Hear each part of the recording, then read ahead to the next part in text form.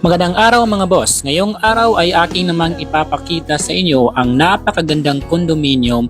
Ito ang Ion Towers Davao na kung saan matatagpuan lamang sa JP Laurel, Bahada ng Davao City. Meron itong total na 33 floors at nag-o-offer sila ng 1 bedroom, 2 bedrooms at marami pang iba na kung saan napakagandang investment o napaka-perfect kumuha ng unit dito mga boss dahil napaka-accessible nito sa mga malls katulad ng Briza, Victoria Mall at marami pang ibang mga commercial building na kung saan napaka-accessible sa lugar na ito.